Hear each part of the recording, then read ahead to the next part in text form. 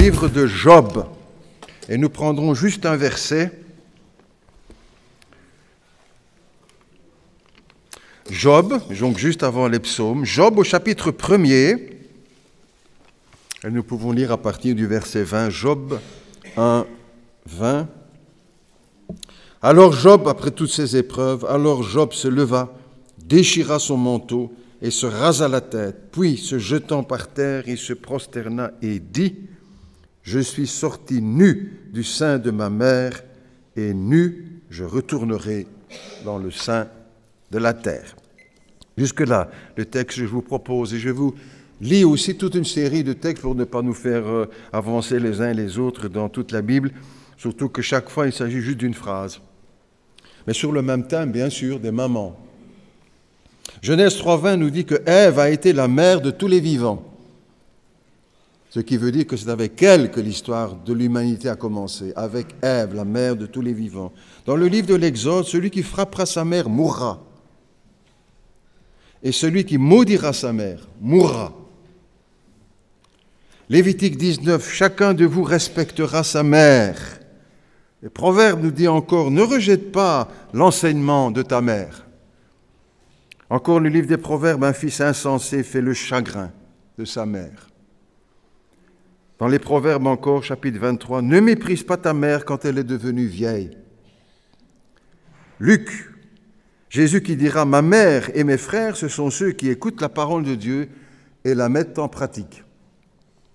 Un Thessalonicien, l'apôtre, parle d'une mère qui prend soin de ses enfants.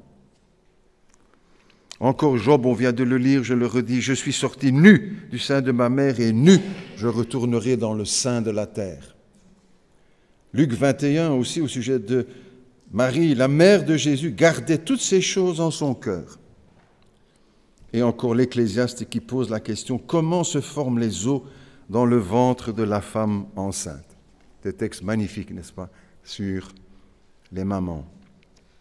La fête des mères, bien sûr, honneur aux mamans, honneur à la famille, mais à la fête des pères, des mères aussi, on aura la fête des pères bientôt, il faut parler non seulement aux mamans, c'est ce que nous allons faire ce matin, à la lumière des textes bibliques, bien sûr, mais il faut parler aussi aux enfants des mamans.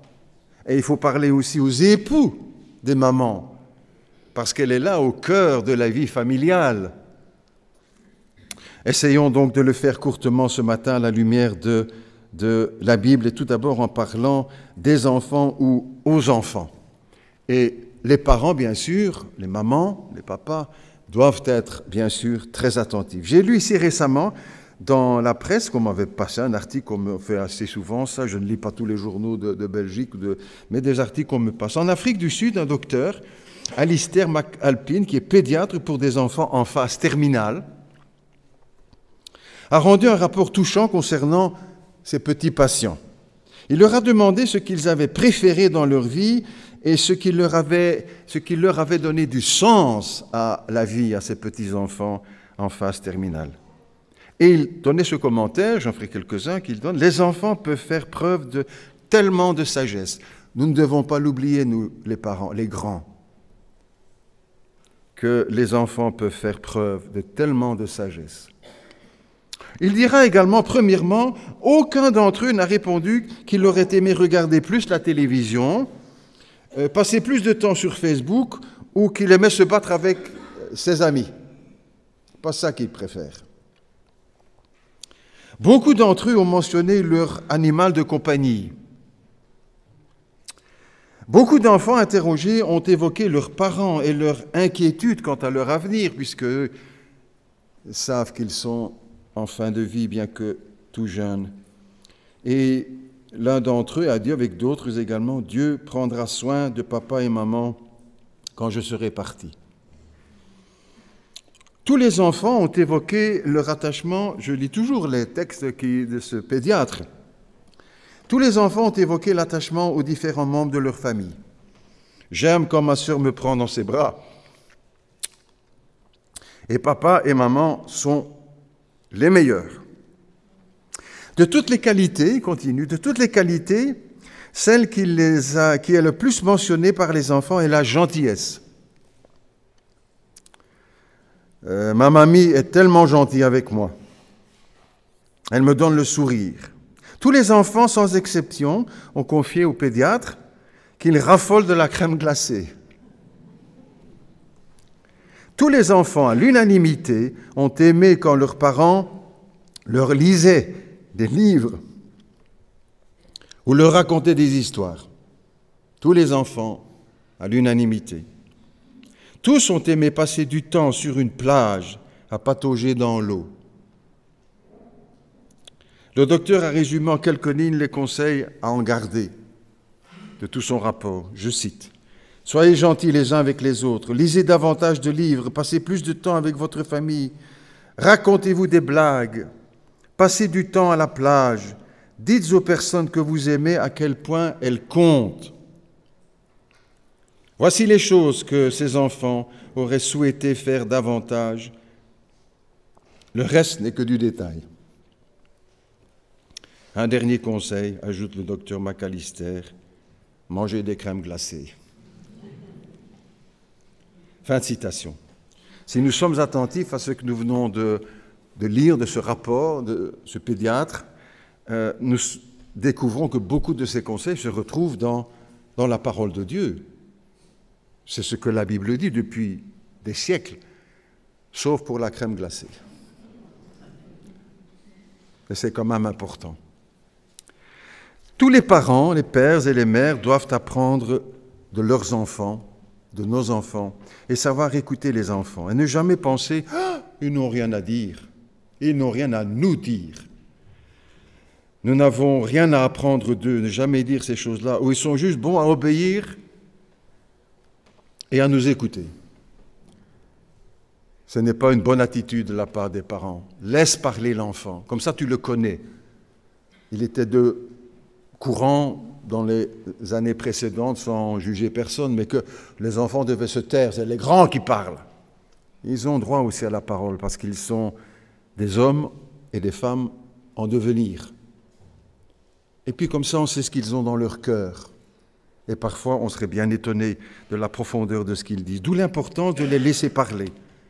Mais jamais sans condition, c'est-à-dire toujours avec des conditions. Jamais de grossiers mots. Il faut que ce soit des règles, n'est-ce pas? Et pas attendre que ce soit le 10e grossier mot qui sort. Le premier, si tu laisses partir les 10 suivants, c'est beaucoup plus difficile à rattraper. Le premier, hop, hop, hop, pas ces mots-là, hein? Parler, mais pas n'importe comment, pas de grossiers mots, pas de mots vulgaires, pas de mots blessants, pas d'insultes, pas de propos sexistes ou racistes, toujours dans le respect. Oui, parle, mais aussi dans ces conditions. Sache que, pour qu'ils sachent, qu'on leur apprenne, nous les grands, que leur bouche n'est pas une poubelle et que ces mots-là ne se prononcent pas. Vous savez, quand nous organisons les camps d'été depuis plus de 25 ans maintenant, sans prétention, dès le départ, le début des premiers camps, on a mis les choses au clair, entre autres sur cette question-là, en annonçant au début aux enfants, voilà les règles. Pas de grossiers mots. Aucun grossier mot. Parfois, on est étonné de dire « mais ça, c'est un grossier mot ». Ben oui. C'est tellement passé dans le langage que, voilà. Pas de grossier mot. Avec la sanction, entre guillemets, des pompages. Si quelqu'un entend un grossier mot, hop, hop, hop, il doit dire, voilà, tu fais 10 pompages. Si c'est une deuxième fois, ça fait 20 pompages. Et ça marche, vous savez. Et pendant 7 jours de camp, avec 100 enfants, on n'entend plus un grossier mot. Ça marche. Mais si on laisse partir, c'est bien difficile ensuite à rattraper. Mais cela veut dire aussi, n'est-ce pas, que nous devons nous-mêmes, les aînés, veiller à notre langage. Que jamais ils disent « Ah ben ce grossier mot, c'est mon père qui me l'a appris ». Nous avons le devoir, la fonction d'être des modèles, comme la Bible le dit. Des modèles pour les enfants, des modèles dans l'Église, des modèles pour les autres. Nous devons éviter les dérapages verbaux, comme le cas ici tout récemment dans notre région, lorsqu'un échevin publiquement a insulté la bourgmestre de Courcelles et a dû faire ensuite des excuses publiques avec des larmes de crocodile. et ensuite démissionner. Pourquoi? Des grossiers mots, des mots vulgaires, insultants, indignes d'un responsable de la commune et de la ville. Souvent, les grossiers mots coûtent cher.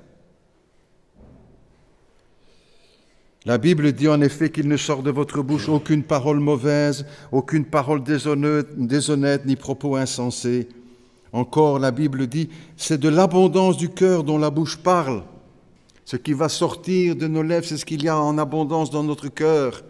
Si c'est de la boue qui sort de nos lèvres, c'est qu'il y a de la boue dans notre cœur. Ce qui sort de notre bouche, c'est ce que nous avons dans notre cœur. Et cette grossièreté du langage se retrouve aussi parfois très haut, n'est-ce pas, dans la hiérarchie des pouvoirs. Ceux qui se souviennent un peu du scandale de Watergate aux États-Unis, le président des États-Unis, Richard Nixon, avait été piégé par des journalistes qui ont capté par écoute téléphonique les conversations du président qui ont été transmises tout de suite après dans la presse. C'était incroyable la vulgarité qui était utilisée par ce chef d'État de la plus grande puissance du monde. Inimaginable. La bassesse de ce langage. Ce n'est pas pour ça qu'il a dû démissionner. Et cependant, cela a laissé une drôle de trace dans le peuple, et pas seulement le peuple américain. Les enfants, les ados, les jeunes, à aucun âge ne doivent employer des mots grossiers envers leur maman ou envers leur papa. Et personne ne dit « oui, mais c'est ça qu'on ne peut pas quand on a 10 ans, quand on a 15 ans ». Non, n'importe quel âge. N'importe quel âge. Pour notre maman et pour notre papa et pour toutes les autres personnes aussi d'ailleurs. C'est le cadeau de la fête des mères peut-être, cela. Certains diront, bon, ça c'est pas trop cher. Si, c'est très cher, parce que c'est très difficile à mettre en pratique.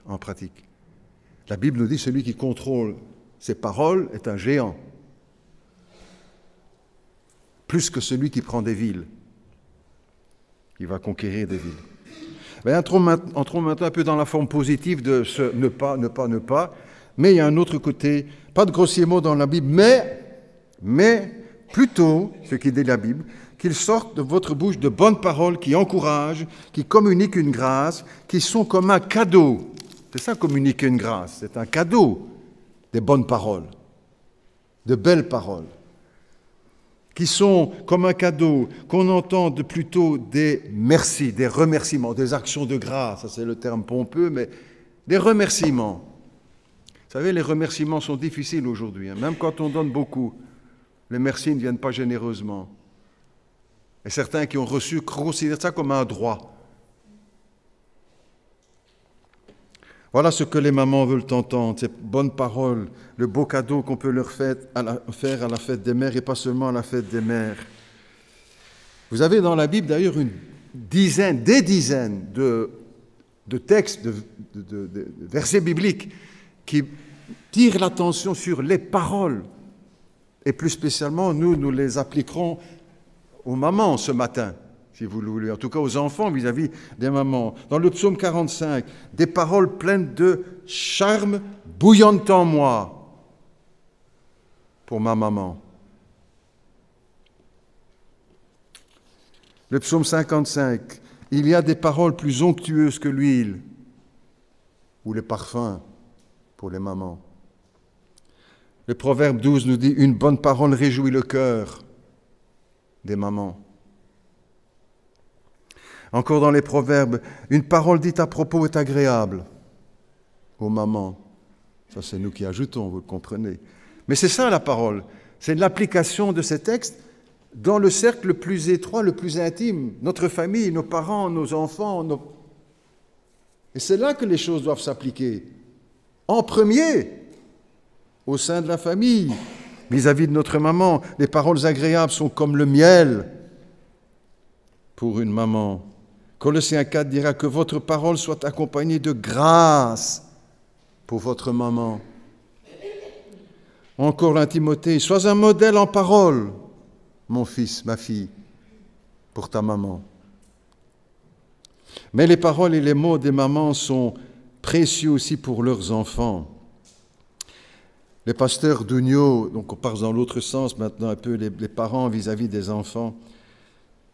Le pasteur d'Ugno, chez qui j'ai fait un stage il y a de nombreuses années maintenant, à Bruxelles, était pasteur Baptiste. Lorsque je faisais mes études en théologie, j'ai été 2 ans chez lui et j'ai déjà dit plusieurs fois de combien son ministère ou sa prédication m'ont influencé. Et il disait entre autres ceci, une des phrases que j'ai retenues parmi beaucoup d'autres. « Ne laisse pas tes enfants deviner que tu les aimes. Dis-leur. Ne laisse pas tes enfants deviner que tu les aimes. Dis-leur. » Peut-être quelqu'un dira, bon, je n'ai pas besoin de le dire, ils le savent. Ou encore, je n'ai pas besoin de leur dire, je leur montre. Très bien, mais ce n'est pas suffisant. Dis-leur que tu les aimes. Et ne les laisse pas deviner, oh, si mon papa fait ça, si ma maman fait ça, c'est peut-être parce qu'ils m'aiment.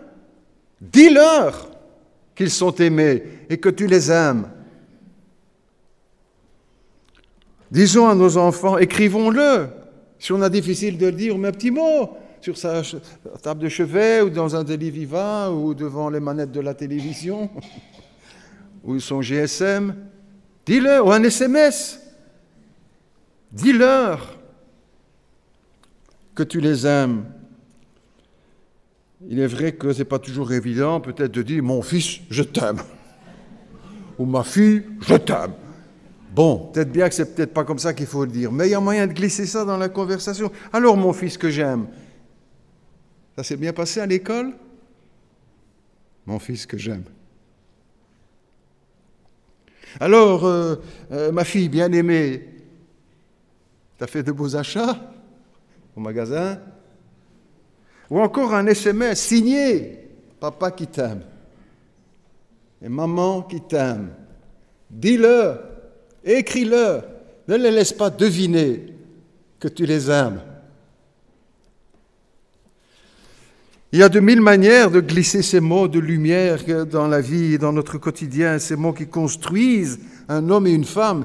Certains souffrent aujourd'hui, n'est-ce pas, 30 ans, 40, 50, 60 ans, de ne pas avoir entendu ces mots pendant leur enfance.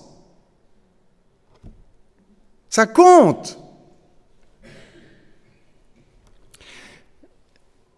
Ces conseils ou ces exemples sont réversibles aussi, bien sûr, c'est-à-dire que vous les enfants, les ados, les jeunes, vous avez aussi à dire à votre maman que vous l'aimez et à votre papa que vous l'aimez.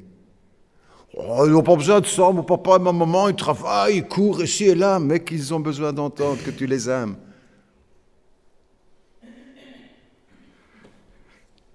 Même remarque, pas facile à dire, maman, je t'aime. Papa, je t'aime. C'est vrai.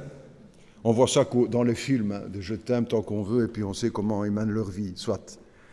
Mais quand même, il y a des moyens de « bonjour ma maman que j'aime ». Bonne nuit, mon papa d'amour.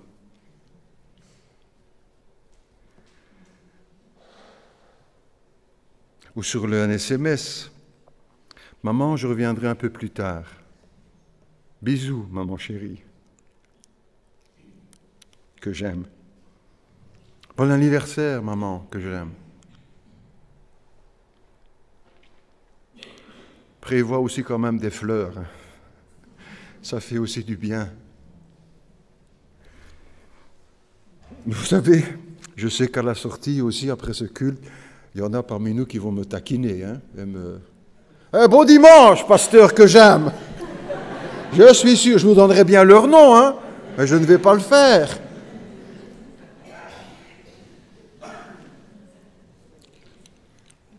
Tout ça pourrait paraître presque enfantin ou ridicule, même dans un monde de brutes.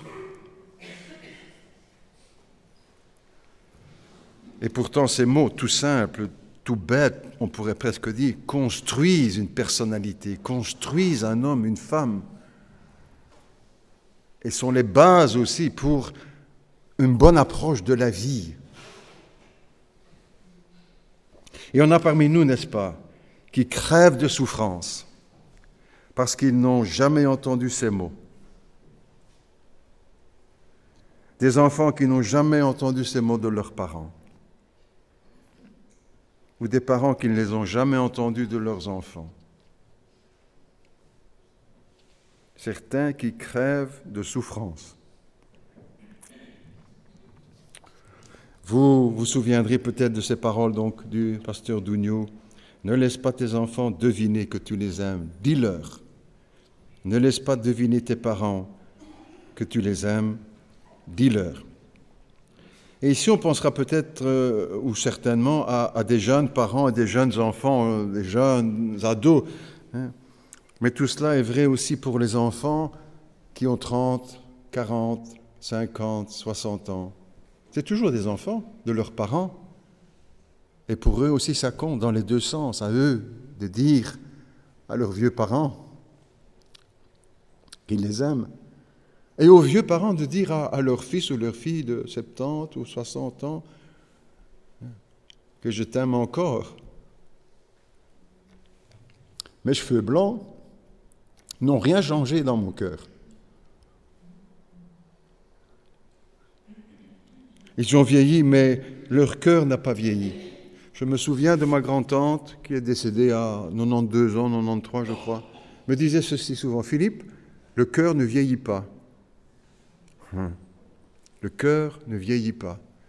Il a toujours besoin aussi des choses, comme les jeunes qui ont tellement besoin, aussi quand la vie nous ajoute des années. Le cœur ne vieillit pas. Nous sommes tous sortis du sein de notre mère, mais nous sommes tous restés dans son cœur. La Bible nous dit, ne méprise pas ta mère quand elle est devenue vieille. Ne méprise pas ta mère quand elle est devenue vieille. Au milieu de tout cela aussi, quel pourrait être le rôle du papa, du mari, de la maman en tout cas? Un des rôles du papa, une des missions du papa. Faire respecter la maman. Faire respecter la maman. C'est un de ses rôles. De ne pas laisser les enfants mépriser la maman. Pour différentes raisons, peu importe. Parce qu'elles sont peut-être considérées comme plus faibles ou plus malléables, etc. Donc on peut être... Le papa doit défendre la maman pour qu'elle soit respectée. Faire respecter la maman. Leur apprendre qu'on lui parle poliment. Ce n'est pas seulement la maman qui doit dire « Ah non, pas ces mots-là ». Le père aussi, s'il est là ou qu'il sait, prendre la défense de la maman. Parfois contre les enfants, jeunes ou moins jeunes. L'aider à décharger les courses. Ça, c'est aussi la responsabilité du père en éduquant ses enfants. De ne pas laisser la maman vider le lave-vaisselle. C'est pas elle qui doit sortir les poubelles. Ou encore, ne pas laisser traîner ton linge partout dans la maison. Bon, maman va ramasser, hein. C'est aussi le rôle du papa de dire, hop, pas des choses comme ça, hein. Faut respecter votre maman. C'est un de ses devoirs de père. Il est le chef de la famille, le responsable, c'est ça le sens de la famille et du couple et des enfants. Apprendre à ses enfants le respect de la famille. Ce n'est pas à elle de débarrasser la table. Et toi, tu cours à la télévision, à la manette avec... Non. C'est le papa qui doit veiller aussi à faire respecter cela. Et ce n'est pas elle qui a droit... C'est elle qui a le droit au meilleur fauteuil dans le salon. Etc., etc. Je termine. C'est un jour particulier, un jour de fête. Chaque maman doit avoir le courage de se poser la question, suis-je une bonne maman chrétienne? Quand ce sera la fête des pères, nous aurons notre tour aussi, vous savez. Suis-je une bonne maman chrétienne pour mes enfants?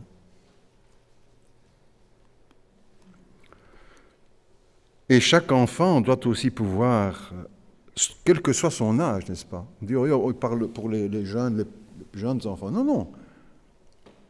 pour tous ceux qui ont encore les parents. Est-ce que je suis un bon fils pour ma mère? Est-ce que je suis une bonne fille pour ma mère? Dernier mot à celles et ceux qui sont parmi nous en ce jour, pour qui ce jour, est un jour des plus douloureux dans l'année, jour de la fête des mères, ou de la fête des pères quand ce sera.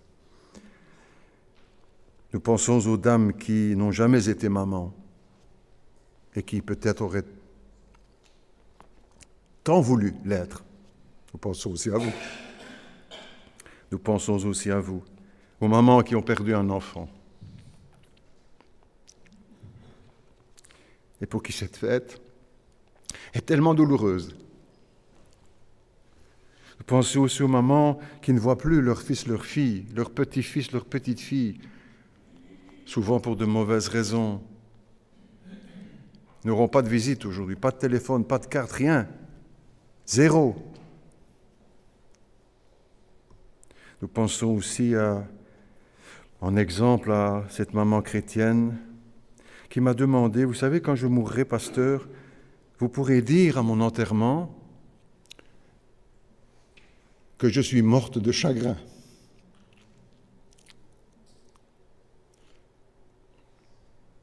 Nous pensons aussi à celles et ceux qui ont perdu leur maman, tout jeunes pour certains d'entre nous, qui ont été orphelins tout jeunes. Pensons aussi à vous, et nous comprenons que ce jour soit tellement difficile pour vous, ou celles et ceux qui ont eu une mauvaise mère. Pasteur, qu'est-ce que vous dites là? Ça existe. Si vous voulez, je vous raconterai quelques histoires bien tristes de ceux et de celles qui ont eu une mauvaise maman. Très mauvaise pour certains. Nous pensons aussi à vous. C'est pas pour rien que la Bible écrit dans le psaume 27, « Si mon père ou ma mère m'abandonne », ça arrive ça, pasteur? Si mon père ou ma mère m'abandonne, l'Éternel me recueillera. Et c'est aussi pour plusieurs d'entre nous, ici ou ailleurs, qui ont vraiment trouvé le réconfort, après avoir été abandonnés par leur père ou par leur mère, de trouver en Dieu le secours, la consolation dont ils avaient besoin. Nous pensons aussi à vous. Et Dieu, plus que nous encore. Nous prions ensemble, si vous le voulez. Notre Dieu, notre Père, merci pour les mamans, merci pour ma maman, merci pour les papas, bien sûr, merci pour la famille, merci pour ta parole qui reste un guide solide pour nous conduire au milieu d'une société complètement déboussolée, où les familles explosent. Notre Dieu, que ta parole puisse vraiment être le guide pour chacun de nous, pour que nous sachions comment nous conduire, ce qu'il convient de faire ou de ne pas faire, quels sont nos devoirs en tant que chrétiens vis-à-vis de notre maman, ou les mamans vis-à-vis de leurs enfants, ou les maris vis-à-vis de leur épouse, maman. Seigneur, nous te demandons que nous puissions être, toutes les mamans parmi nous, qu'elles puissent être de bonnes mamans. Demande-le dans ta prière maintenant, secret entre Dieu et toi. Seigneur, mon Dieu, que je sois une bonne maman, que je sois une bonne maman pour mes enfants et mes petits-enfants. Et on y va avec le Père aussi, Seigneur, que je sois un bon Père pour mes enfants. Dis-le dans ta prière. Et les enfants, les jeunes aussi parmi nous, ados, ou Père Céleste, que je sois un bon fils pour ma mère. Une bonne fille pour ma mère. Que le jour où elle partira, je ne sois pas rempli de remords et de regrets. Merci de bénir les mamans. Merci de bénir l'Église. Merci de bénir tes enfants, ton peuple. Et que notre joie soit de mettre en pratique ce que tu nous apprends dans ta parole. Nous te le demandons au nom de Jésus, qui était soumis à ses parents, comme nous disent les Écritures, tout en étant fils de Dieu, qui restait soumis à ses parents. Au nom de Jésus, nous te prions, Père Céleste. Amen.